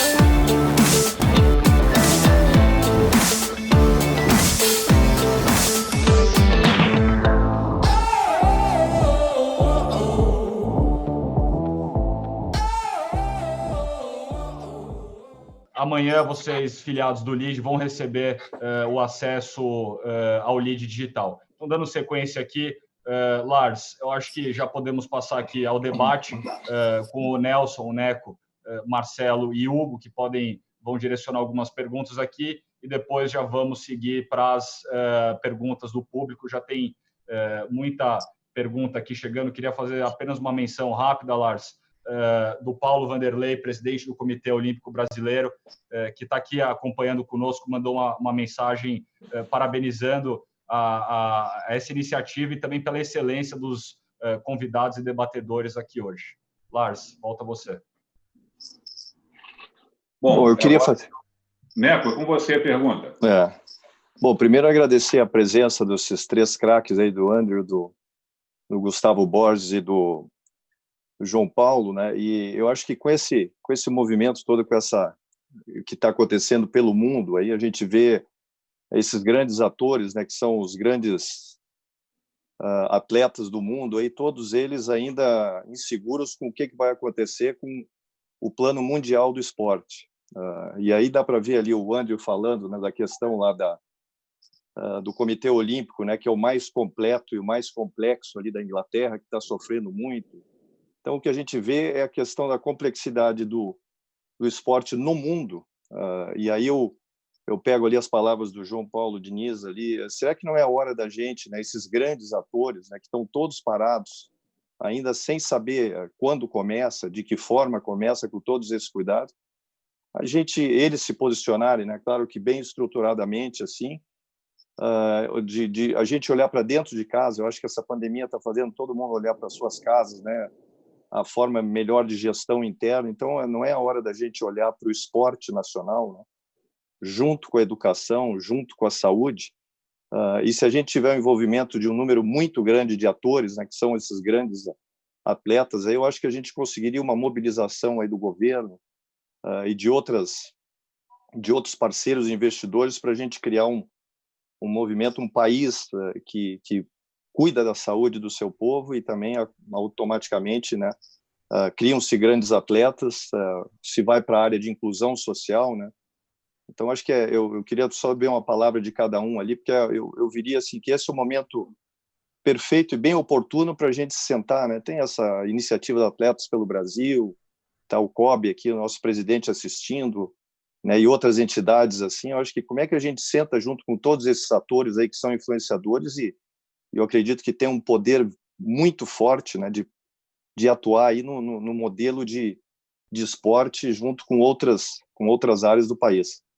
Nelson, eu vou pedir, se possível, para você direcionar um dos nossos convidados, para que a gente não se estenda muito também e a gente consiga abordar todas as perguntas. Então, vamos ver o Gustavo, que vai ter que sair um pouquinho antes, é um, né, atleta, empresário, né, está envolvido no Atletas pelo Brasil, é um dos fundadores ali, então acho que ele pode passar essa visão aí, o que sempre foi um ator aí, sempre que se envolveu nessa busca de trazer, eu acho que o esporte mais na base, ali na formação. Nelson, obrigado pela pergunta. E parabéns ao João, que fez uma bela explanação. Eu acho que o momento de fazer as coisas, ele é sempre o hoje, né? O agora. Porque a gente se arrepende no futuro de não ter começado antes. Isso funciona para a prática esportiva, isso funciona para o governo fazer alguma coisa, funciona para o empresário começar a investir no esporte e tudo mais. Acho que foi o João que mencionou, né, o tanto de ministros do esporte que a gente chegou a conversar, e a gente teve vários bons momentos ao longo da nossa história, né, e do esporte nacional, que a gente teve grandes oportunidades de fazer alguma coisa. É lógico que a hora que você entra no aspecto governamental, é muito complexo a situação, e na minha fala eu mencionei um pouco isso, né, que juntar os setores, eu fico até com pena da turma quando a gente conversa com a prefeitura ou conversa com o governo, eles têm que fazer a mesma coisa com todos os segmentos, né, com todos os setores. E você fazer uma coisa mais horizontal, pensando numa unidade, ou mais transversal, que pega todo mundo, o transversal ele sempre vem com mais facilidade, porém ele talvez não venha com os resultados, com os objetivos que a gente busca. Então, respondendo a sua pergunta objetivamente, estamos num bom momento para fazer isso? Sim, estamos. Qual que é a forma de fazer isso? É a gente dando o primeiro passo, a gente praticando esporte. Quem está em casa praticar esporte, o governo falar para a turma praticar esporte. Se só falar para a população praticar esporte e não fazer mais nada, eu acho que a gente já tem um grande salto.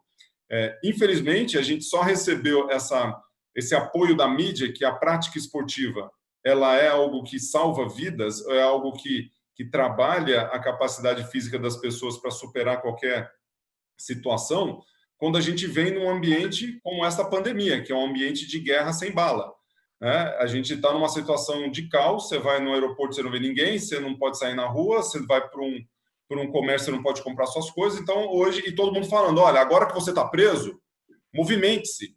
Agora que você está preso em casa, vai fazer atividade física. Ou se você fez atividade física e tem uma condição boa hoje, melhor para você. Aí o cara fala assim, pô, mas então quando eu sair daqui, dessa jaula, né, desse encarceramento domiciliar, eu vou direto fazer uma atividade física, vou jogar uma bola, vou correr, vou fazer uma atividade. Então isso a gente tem um potencial sim, e eu acho que a gente está num bom momento para explorar esse potencial, né?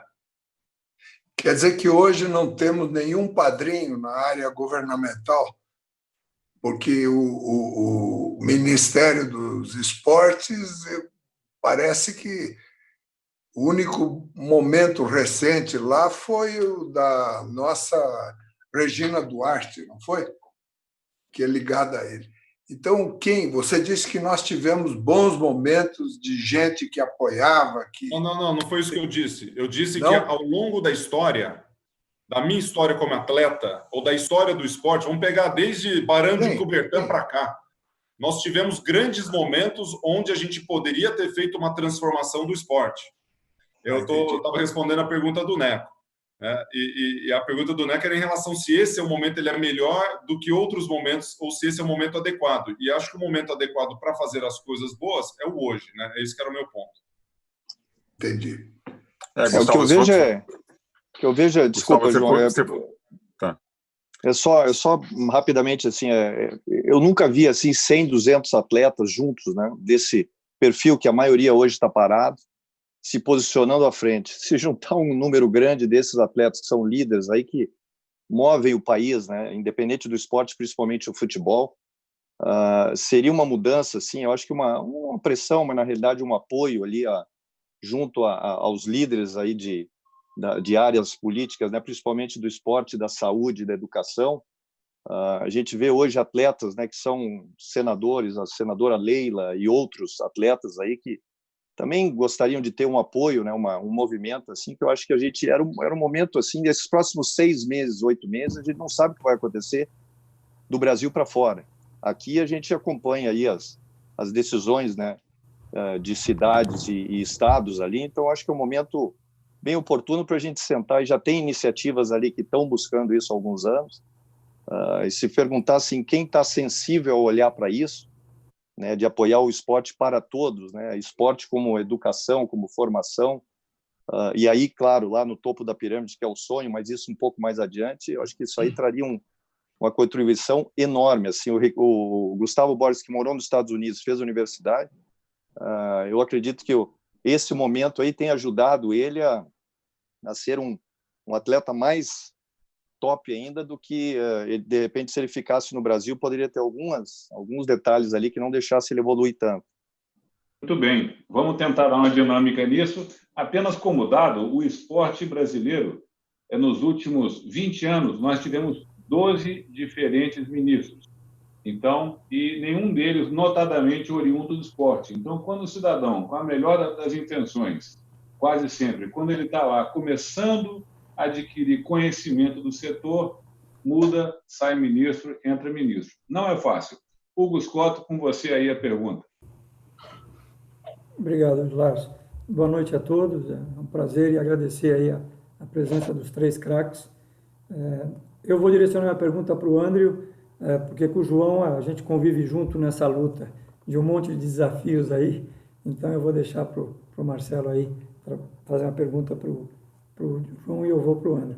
Andrew, interessante dessa palestra, dessa apresentação de todos vocês, uma coisa em comum e que me mexe muito, Primeiro, eu sou fã seu, quer dizer, eu diria que Obrigado. pelo meu envolvimento no esporte, eu sou pouco mais novo que o Furlan, mas eu sou da década do esporte de 70, eu joguei Jogos Pan-Americanos em 79, tênis, ainda na época que todos os esportes eram amadores, profissional não podia se envolver nem no esporte pan-americano, nem no esporte olímpico, né? Então era uma outra época, era o amor pelo esporte mesmo. Mas, para mim, o grande impacto do esporte como ferramenta de transformação. Eu vi você falando, eu vi o Gustavo falando, eu vi o João falando, e a gente falou muito em saúde, né? E eu trabalho muito em projetos de tênis aí social, de inclusão, e uma das coisas, um dos trabalhos que a gente fez em consultoria, e que me chamou a atenção, e eu não tinha visto isso, é que os países que têm prêmio Nobel têm uma correlação direta com medalhas olímpicas. Então, o prêmio Nobel está diretamente ligado, assim, os números são muito próximos das medalhas olímpicas. E aí eu acredito no esporte como ferramenta de transformação. E o projeto do LEAD esse ano chama O Esporte Transforma. E talvez você tenha, nesse sentido, feito a transformação na vida de muitas pessoas com o esporte olímpico, né? E eu imagino o que foi a inclusão dessas pessoas ao conhecerem o esporte e o quanto o esporte os transformou. Não só eu não quero que você deve ter vivido com muitos deles, eu não quero que você dê exemplos de quem teve o sucesso olímpico, que a gente tem vários e o trabalho que você fez de base foi assustador e eu conheço ele profundamente.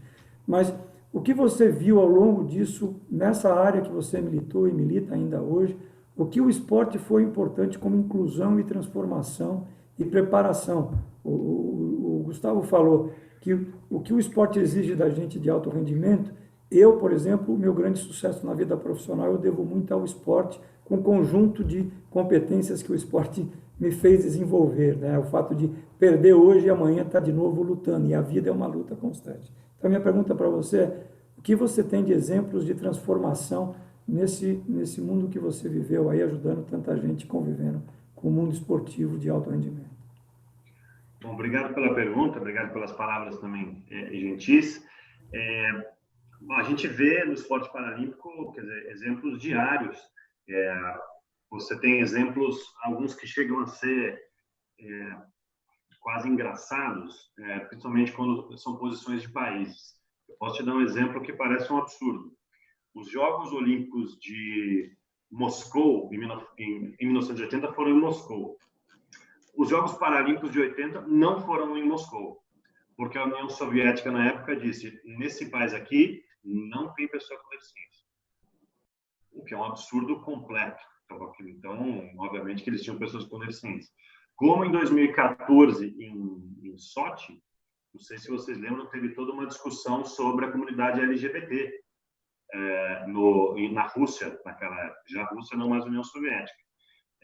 Mas mesmo em 2014, com essa questão com a comunidade LGBT, em 2013, pela primeira vez, você teve uma lei russa de inclusão e acessibilidade, num país que 30 anos antes tinha negado a existência dessas pessoas. Então, isso choca, né? Isso é uma coisa, como é que um país pode dizer não temos pessoas com deficiência? Na China, em 2008, foi a mesma coisa com os Jogos de Pequim.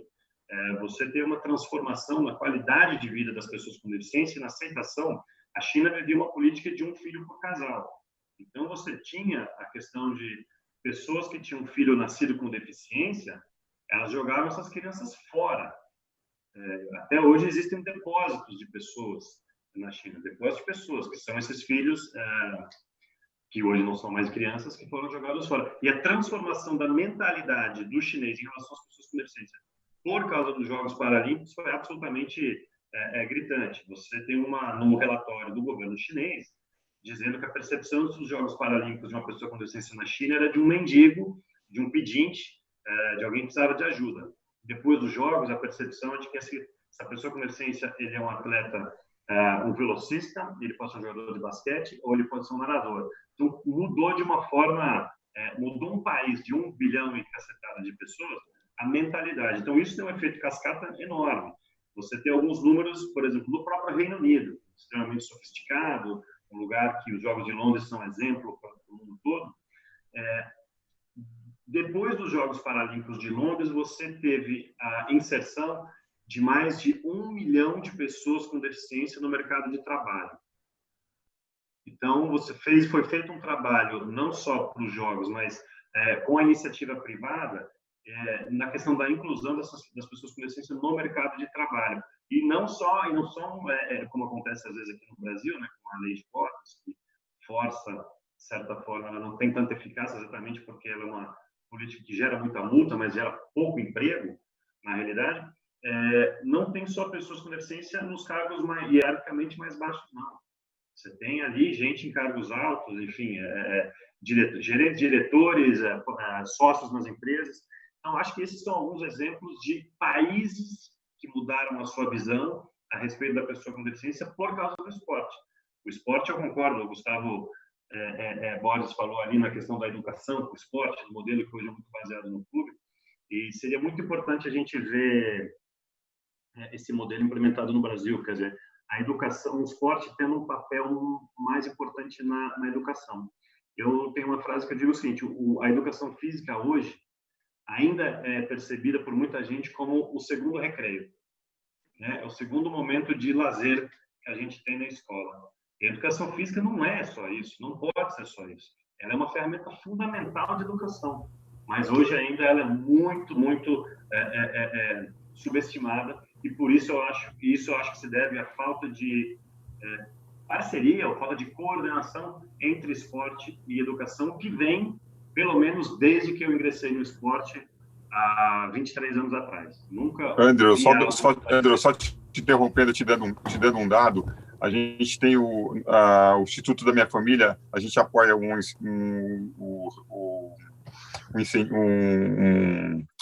um programa muito interessante, só para te dizer uma coisa.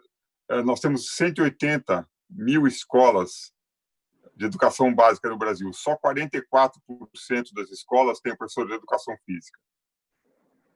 Não, um número terrível. Há poucos anos atrás, houve uma iniciativa de governo, não sei se vocês lembram disso, de tentar tirar a obrigação do segundo grau, que é a aula de educação física.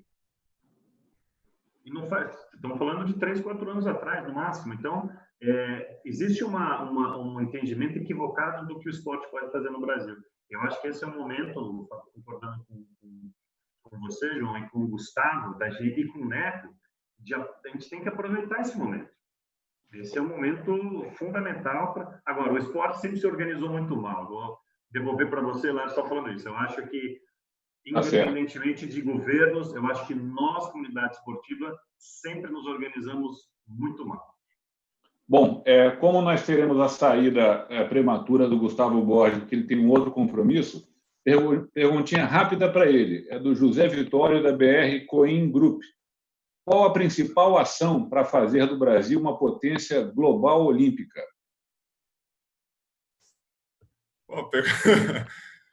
Pegou logo uma simples de se fazer, né? Bom, a gente podia começar com uma coisa simples que vem da fala do Andrew e do João. Tem que ser prático, né? Qual que é o dado, João? 44% das escolas não têm profissionais de educação física dando aula. Só 44% das escolas de ensino básico, que são 180 mil, tem professor de educação física. Isso, então 56% não tem. Isso porque é lei, né? Isso porque é lei. É lei ter profissional de educação física lá e ter aula de educação física, né? E o Andrew já mencionou aqui. Acho que são vários aspectos aqui, né? Tentando ser um pouco simplista numa pergunta tão complexa. Eu acho que você tem que ter o esporte pela educação, o esporte pelo lazer, o esporte pela simples prática e o esporte de alto rendimento, né? Dá o nome de ministério, de secretaria, dê o nome que quiser. Acho que precisa ter essa preocupação dos governos, sim. Não sou contra isso. Mas também eu acho que tem que ter um envolvimento de vários setores ali. A gente está muito acostumado a esperar do Estado as respostas, né? Principalmente porque a gente vem, a gente é muito imaturo ainda, tanto na organização, como o Andrew colocou, quanto em como a gente canaliza os recursos para os lugares certos. Então, não vou entrar muito em detalhe de onde foi colocado os recursos ao longo dos anos, mas se a gente tiver uma estrutura bem definida, infraestrutura mesmo, tijolo, piscina, raia, quadra, seja lá qual for ali a infraestrutura necessária. Isso, as escolas, né, elas são um grande celeiro de oportunidades nesse sentido. Trabalhar a educação de uma forma como ela deve ser trabalhada, né? O esporte com todos os valores que ele tem, com tudo aquilo que você constrói. E a gente capacitar e treinar todos os profissionais, que uma coisa é você ter um profissional de educação física formado. Eu trabalho com profissionais de educação física, eu sou educador físico, né? Eu tenho um CREF pela natação, não como formado, mas como licenciado, acho que é o nome, se eu não me engano. E desta forma, você ser formado é um passo desse tamanhozinho perto da responsabilidade que você tem na sua formação, porque você ter um diploma não quer dizer absolutamente nada se você realmente não for um educador. É a mesma coisa na sala de aula, é a mesma coisa dentro do esporte. Então, a capacitação do profissional para ele dar uma boa aula, para ele estar apto a fazer isso, é fundamental. Conhecimento, desenvolvimento, né? E não só das questões públicas, quanto das iniciativas privadas. Nos Estados Unidos, falando brevemente sobre esse cenário, você tem universidades públicas, eu estudei em universidade pública, que é a Universidade de Michigan, mas você tem universidades privadas, que é a Universidade USC, por exemplo, Southern California, você tem Stanford, que compete na mesma liga. Então, você tem a iniciativa privada e a iniciativa pública competindo na mesma competição, competindo nas mesmas ligas, né, que lá são as conferences que eles chamam, de uma maneira estruturada. Mas até você chegar ali, que é o celeiro que separa para o alto rendimento, que ali é considerado amador ainda, né? Apesar que a grande base na natação do meu esporte vem dessa estrutura universitária. Agora, LeBron James, você pega o Michael Jordan, saíram disso e foram para a NBA. Tom Brady, que saiu de Michigan, inclusive estudou em Michigan. E você tem todos esses atletas que foram para o profissional depois de passar por essa etapa. E quem vem de baixo, no colégio, que seria nesses nossos colégios aí, que a educação física é um pouco mais avançada, se melhorar, se todas as escolas tiverem educação física, se tiver uma infraestrutura mais ou menos adequada, não precisa nem ser Estados Unidos, vamos melhorar o que a gente tem, eu acho que já é um belo caminho. Não sei de responder se seria uma grande potência olímpica, mas que a gente seria melhor do que a gente é hoje, com certeza seríamos. Muito obrigado, Gustavo Borges, pela sua brilhante contribuição, campeão da vida. Obrigado. Desculpa deixá-los com uma correria aqui. João, obrigado. Andrew, obrigado aí por dividir esse painel. O Furlan, o Hugo e o Neco e todos que estavam assistindo. Eu tenho um outro evento que eu tenho que sair correndo para ele, ou seja, eu vou desligar e entrar no outro, né? Que agora você faz isso de uma maneira muito mais rápida. Beijo para todos. Valeu, Gustavo. Tchau. Muito obrigado, Gustavo. Marcelo Schneider, com você agora a pergunta, e logo depois vamos tentar ser breve para otimizar o nosso tempo. Na sequência, teremos uma pergunta encaminhada aqui de um mega medalhista paralímpico, que é o André Brasil. Maravilha. Marcelo, antes de você dirigir a pergunta, só vou pedir uma gentileza e um pedido ao Andrew e João. Se a gente puder, como a gente já está chegando às 19h30, se vocês podem ficar 10 minutinhos a mais, só para a gente direcionar as perguntas que restaram aqui. Pode ser? Beleza. Ótimo. Marcelo? Sem problema. Você. Ótimo, obrigado. Assim, não preciso acelerar muito na pergunta, mas queria passar para o João. A gente está vivendo ainda durante esse momento de pandemia uma questão muito forte do digital, né? Ou seja, a gente tem visto aí lives sendo assistidas por milhares, em alguns casos milhões de pessoas, e muita gente ganhando dinheiro com isso, né? Ou seja, monetizando através das mídias sociais, seja YouTube ou outras plataformas. Você acredita, João, que o esporte, a transformação do esporte vai passar por isso também? Como um caso da MLS, o Campeonato Americano de Futebol, que vai colocar todos os times num resort, filmar isso durante 24 horas como um grande reality show e vender esse conteúdo? Você acredita que o esporte tenha que passar por essa transformação digital também para poder monetizar e buscar outras formas de captação de recursos? Acho que com certeza. Eu acho que o esporte vai ter que se reinventar também através da tecnologia.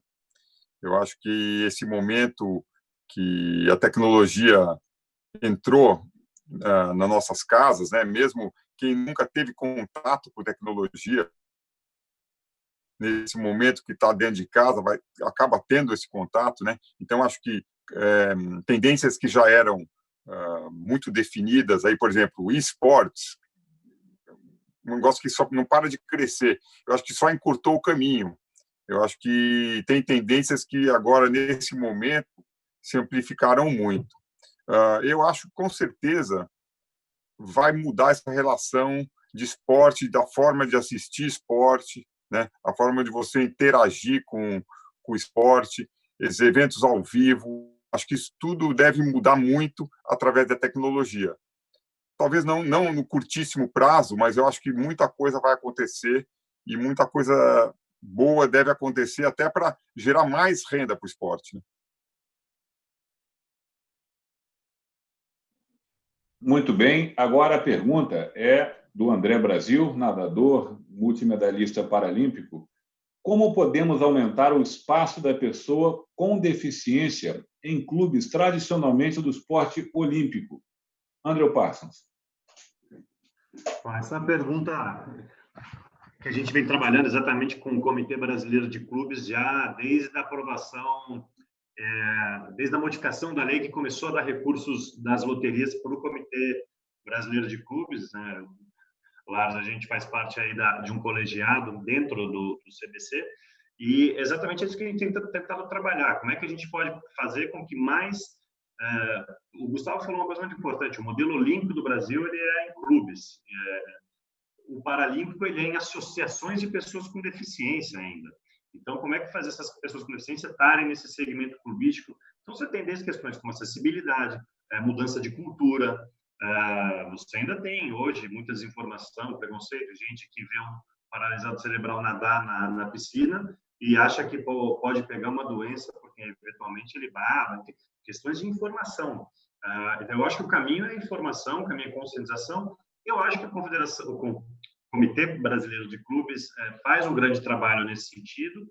A minha presença nesse colegiado é uma prova disso, que há uma intenção de fazer, mas eu acho que é uma mudança que passa cultural. O André, ele é um atleta paralímpico, mas ele nadou em grandes clubes do segmento olímpico.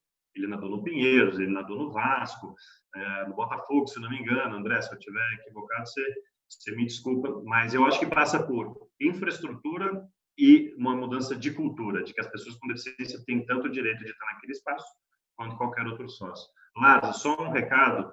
Minha querida mãe disse que gostou muito de ver a bandeira do Sailing aí atrás de você, Clube de Niterói. Valeu. Muito obrigado, Andrew.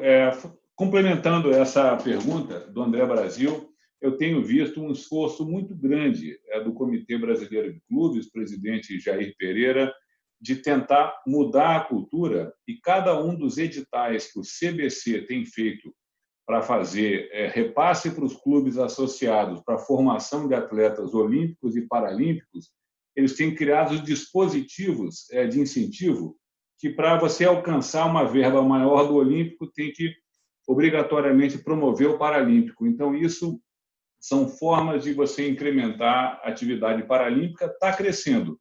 Em que pese que o meu Vasco da Gama, que eu sou torcedor do Vasco, infelizmente, desfez a sua equipe paralímpica na semana passada, onde eu fiquei profundamente triste. Lamentável. Bom, a próxima pergunta é do José Rubens Delia, consultor esportivo e fisiologista. É para o João Paulo Diniz. Você mantém um centro de desenvolvimento do esporte no Brasil, em Santo Amaro, São Paulo. Sabemos que depende de apoios. Como estão atravessando esse momento?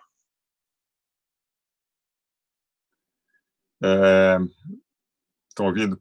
Zé Rubens, amigo de longa data também, muito cara do esporte há muito tempo. Então, nós temos o NAR, que é o Núcleo de Alto Rendimento, que nesse momento está fechado, né? Os atletas não estão treinando, nosso protocolo é ninguém poder estar treinando lá.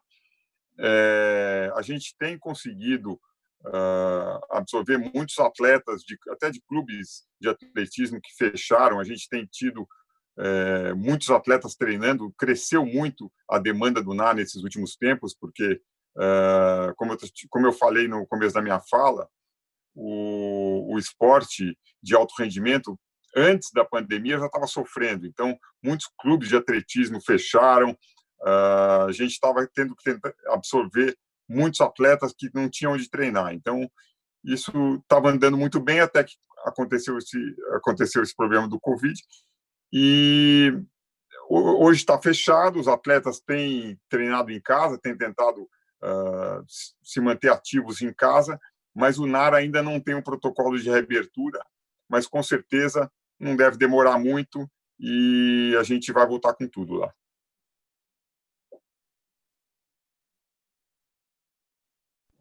Lars, a gente tem ainda alguns minutinhos aqui.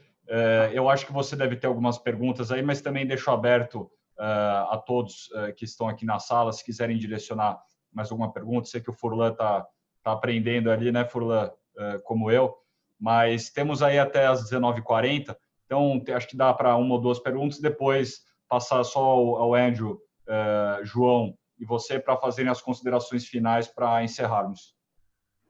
Vocês falaram que a Olimpíada, agora adiada, ela vai ser diferente, porque todas essas circunstâncias toda aquela convergência de energia agora fica postergada e há uma perda de energia naturalmente. Eu estou pensando se a Olimpíada de 24 ela seria muito diferente das tradicionais. Nós vamos estar falando de um 5G implantado, não é? Ou seja, smartphones que transmitem ao vivo. E eu fiquei pensando assim, qualquer torcedor pode fazer uma live na Olimpíada e transmitir ao vivo para a sua rede, para o seu network, e isso aí significa que o sistema de patrocínio hoje tradicional provavelmente terá falecido em 2024. Como hoje já muitas coisas... Eu sou daqueles que contam o número de anúncios na revista Veja. Vocês não fazem isso, né? Você acha que uma revista pode sobreviver com 4 ou 5 páginas de anúncio por semana? Anúncios pagos? Tem atrás... Então, vocês chegaram a pensar nisso, que vai ter emissões ao vivo de cada um que comprou um ticket vai poder transmitir cenas em ótima definição em 5G e comentando, inclusive, no seu idioma para a sua turma? Bom, sim, a resposta é sim. A resposta é sim. O Comitê Olímpico Internacional e o Comitê Paralímpico Internacional estão se preparando já há algum tempo para essas novas realidades, porque hoje você tem razão. Hoje as grandes receitas dos comitês olímpico e paralímpico vêm de detentores de direitos de transmissão, né? Foi notícia no mundo todo, a NBC pagou 7 bilhões de dólares por uma série de jogos para o Comitê Olímpico Internacional, patrocinadores e, obviamente, os ingressos que vêm dos comitês organizadores, que uma parte é repassada para os comitês. Então, sim, e principalmente quem está muito preocupado com isso são os próprios veículos de comunicação, porque alguém que paga 7 bilhões de dólares, ele obviamente fatura mais. Então, ninguém na NBC faz caridade ao movimento olímpico paralímpico. É um business, é um negócio. Então, sim, qual o impacto da digitalização, qual o impacto do... Exatamente, hoje cada um, você faz um live stream ali da arquibancada. Então, está se buscando qual que é o diferencial. Como tentar coibir também, de certa forma, isso, porque você tem direitos, quer dizer, quando você transmite, vai ser improibível, lembrando aquele antigo ministro do Brasil, uma palavra que não existe, mas você tem que... por que você vai ver no celular do seu amigo, na sua língua e tal, e você vai optar por ver nas redes que compram os direitos? Quer dizer, a qualidade, a experiência vai ter que mudar, né? Não pode ser mais aquela experiência que eu tinha na década de 80, vendo o Campeonato Paulista pela televisão. A experiência já mudou. Então, a digitalização já mudou. Alguém falou aí, o João Paulo falou sobre esportes, eles na pandemia estão nadando de braçada, né? Quer dizer, qual que é a solução hoje para você fazer alguma atividade competitiva? É você ir para o meio eletrônico, para o meio digital. Então, a resposta é sim, estamos atentos a isso, porque é uma questão de sobrevivência e das novas tecnologias. Sobrevivência equivale ao dinheiro, né? Ninguém sobrevive sem esse financiamento. E o mais importante é porque a base do financiamento do sistema olímpico vem do COI. E a base desse financiamento são direitos de transmissão e patrocínios. Então, quem não se adequar, e acho que o João falou muito bem isso, né? Essa transformação é absolutamente necessária. Eu acho que a pandemia está acelerando. As entidades esportivas estão falando que já tinham planos de investir mais na sua digitalização, seja da sua própria modalidade, de como praticar a modalidade. Tem a vela lá, está fazendo, a Road Sailing está investindo muito na questão da sua versão game da vela, o que é sensacional, fundamental, mas também no consumo e na experimentação do esporte, ou seja, como eu vou consumir esse esporte. O COI fez um esforço monstruoso com o canal olímpico, né? Investiu muito recurso, que ainda é algo que não gera recursos financeiros, fundamentalmente para dialogar com essa nova geração. Educativo. Ninguém quer consumir. Essa garota, minha filha não consome esporte como eu consumia na idade dela. Já mudou. E a minha neta, quando vier, o neto não vai também consumir, é diferente. E quem não se adaptar, vai estar fora do mercado. Ô, Johnny, pode mais uma? Mais uma, então. Mais uma e já vamos para o encerramento, Lars. Até porque essa aqui vem de um medalhista olímpico, medalha de prata nos Jogos Olímpicos de Los Angeles, 84, no voleibol, Rui Campos, que foi diretor nacional de esportes do SESI. Hoje ele é praticante de vela, lá no Lago Paranoá. A pergunta para o João Paulo. Ele gostaria que o João Paulo se aprofundasse na provocação do Lars sobre o apoio dos empresários via lei de incentivo ao esporte. É preciso investir mais. Muitos empresários podem e não apoiam. Excelente. Com certeza, Lars. Quando você falou da lei de incentivo ao esporte, você citou só 1% das empresas, mas também tem os 6% da pessoa física, né? Que ninguém, assim, pouquíssimas pessoas físicas apoiam o esporte. E elas podem dedicar 6% do imposto de renda a pagar para qualquer programa que estiver inscrito na lei de incentivo ao esporte. Eu acho que a lei de incentivo ao esporte ela veio para ficar, ela vai sofrer transformações, melhorias, mas eu acho que ela tem que se reinventar, né? Porque agora a gente tem que procurar como recolocar ela nesse novo momento. Mas eu acho que não só a lei de incentivo ao esporte, mas assim, dá para fazer muita coisa para a gente conseguir melhorar o ambiente de esporte no Brasil. Se a gente conseguir melhorar mais ainda, que já melhorou, mas se a gente conseguir melhorar mais ainda a governança e a gestão dos clubes, das federações, das confederações, já evoluiu muito, mas acho que dá para melhorar muito mais. Se você conseguir melhorar isso, com certeza vai vir mais recursos de empresa. Se a empresa vê a gestão de um clube muito bem feita, ou de uma confederação, de uma federação muito bem feita, como ele tem na empresa dele, ele vai querer apoiar. O apaixonado pelo esporte, ele às vezes só não apoia porque ele se sente inseguro.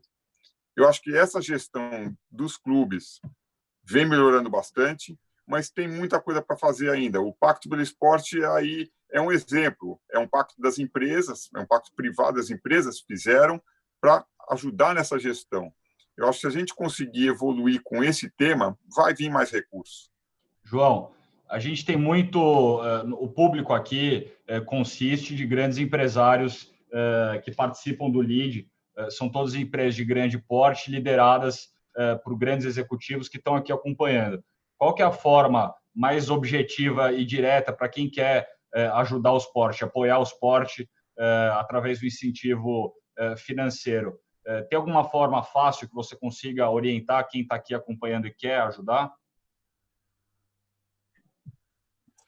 Bom, a lei de incentivo ao esporte é um dos caminhos, né? Ela está se readequando.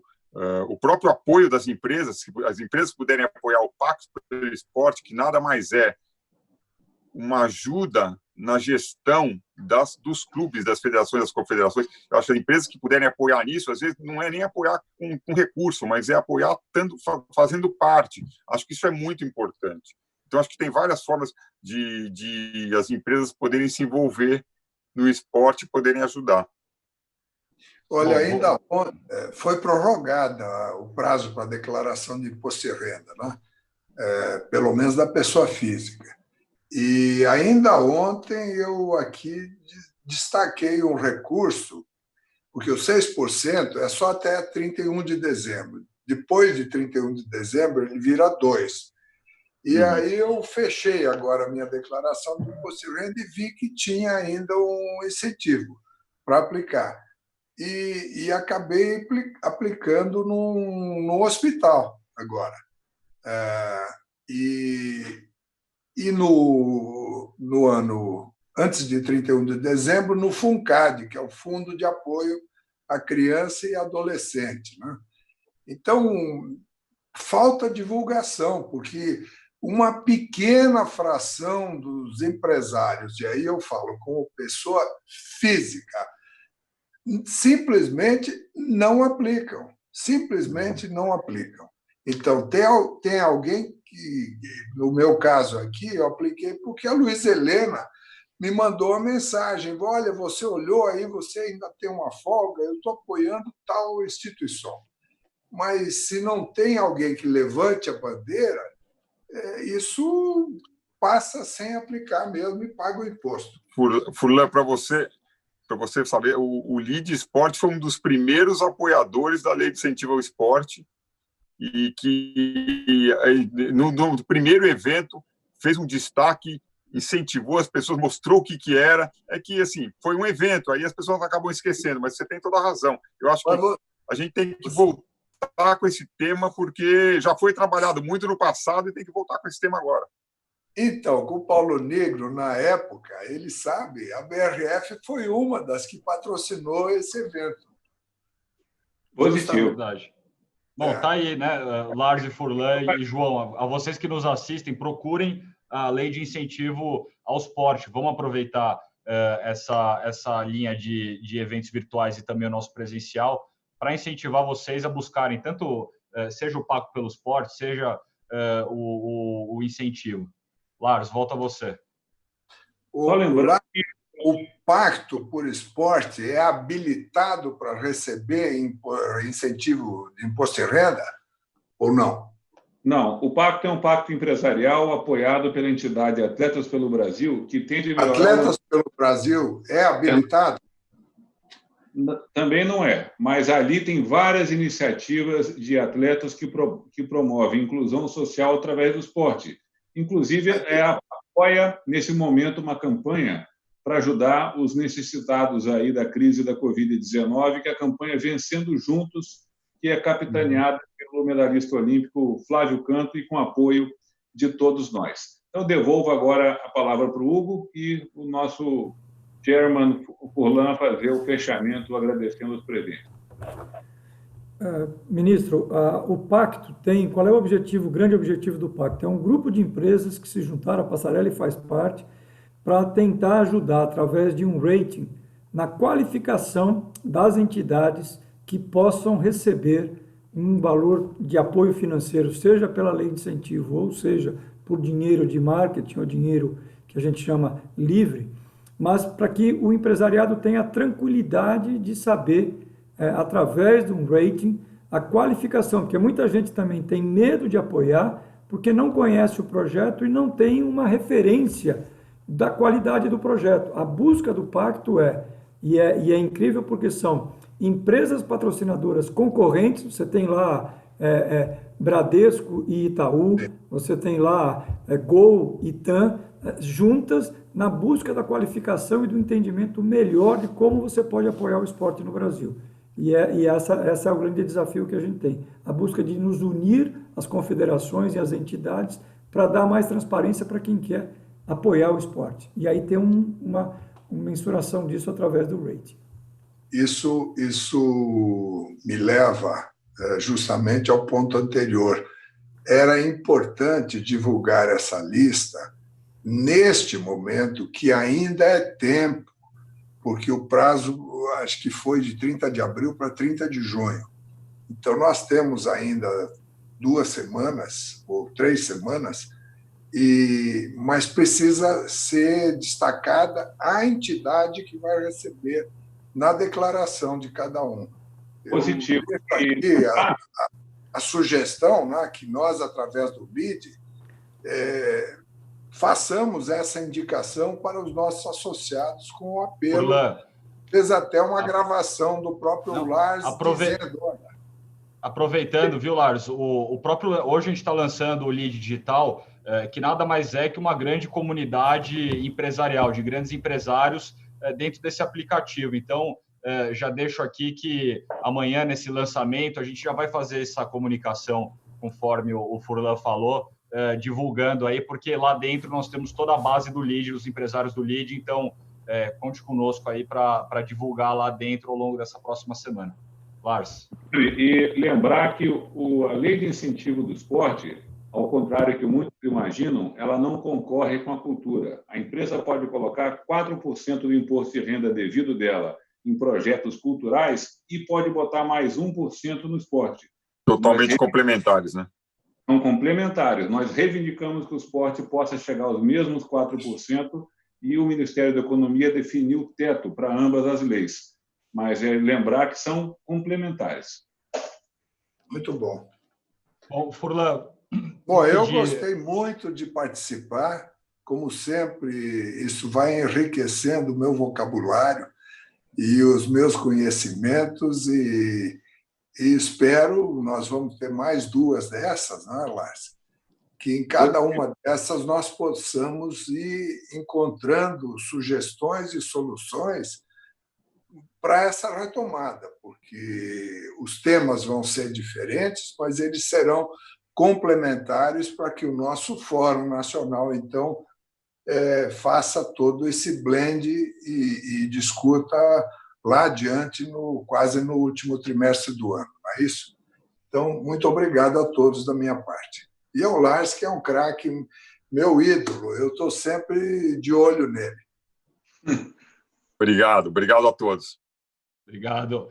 Lars, se você me permite, você quer dar uma última palavra e eu já faço, ou já está despedido? Palavra só de agradecimento. A nossa próximo encontro, a próxima live do Fórum LIDE Esporte será no dia 20 de julho e nós vamos fazer a devida divulgação. Perfeito. Bom, pessoal, agradecer muito ao Andrew por estar aqui conosco, João Paulo, Hugo, Marcelo, Nelson. Muito obrigado por, de novo, cederem um tempo para debater esse tema que a gente viu aqui que precisa ser divulgado e precisa ser colocado em pauta. Agradecer muito a você, Furlan, além de eterno ministro, eterno professor, e Lars, a honra que eu tenho de poder, o LIDE tem de poder tê-lo como presidente, poder incentivar e fomentar esse tipo de iniciativa. Então, a todos que estão aqui, contem com o LIDE, quando possível, para poder ajudar as iniciativas que têm que ser divulgadas. Então, agradecer a todos vocês que nos acompanharam até esse momento e lembrar, em cima do Lars, que a segunda edição desse evento virtual é dia 20/7, que a gente tem o Bernardinho e a senadora Leila Lopes. Então, a gente continua essa discussão no dia 20/7. Mais uma vez, muito obrigado e um bom resto de semana e final de semana a todos vocês. Obrigado e boa noite. Obrigado a todos.